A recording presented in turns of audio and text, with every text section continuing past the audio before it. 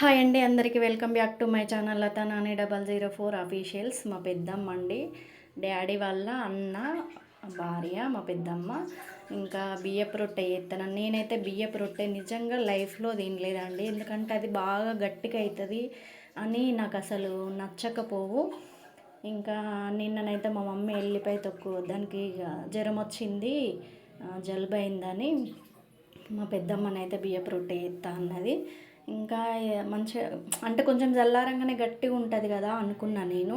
ఇంకా పెద్దమ్మ అయితే చాలా సూపర్గా వంటలు అయితే చేస్తుందండి. మాకైతే బియ్యం ఇచ్చినాడు కూడా పెద్దమ్మనే.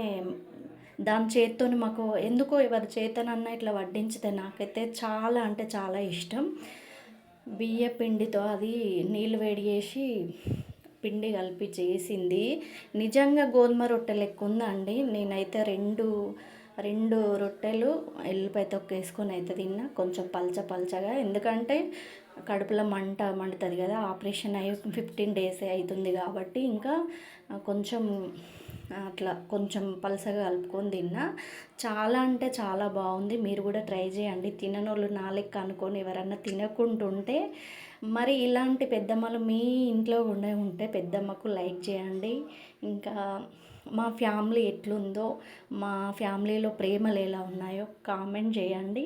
దయచేసి చాలామంది ప్రేమగా ఉండడానికి ప్రయత్నించండి. ఎందుకంటే ఒక మనిషిని మనం పని కోసమే వాడుకోకుండా ప్రేమతో కూడా మనం మలుచుకోవచ్చు. ఎందుకంటే ఎప్పుడు ఎవరము ఎట్లుంటామో తెలియదు కాబట్టి ఉన్నంతసేపు ప్రతి బంధంలో ప్రేమగా ఉండండి. ఇంకా చపాతీలు అయినాక మా మమ్మీ అయితే నాకు తీసుకొచ్చి ఇచ్చింది. ఇంకా దాన్ని తినమన్న వల్ల అదైతే తిన్నది. కానీ మెత్తగా ఉన్నాయండి. మీరు కూడా ట్రై చేయండి. నేను మళ్ళీ కూడా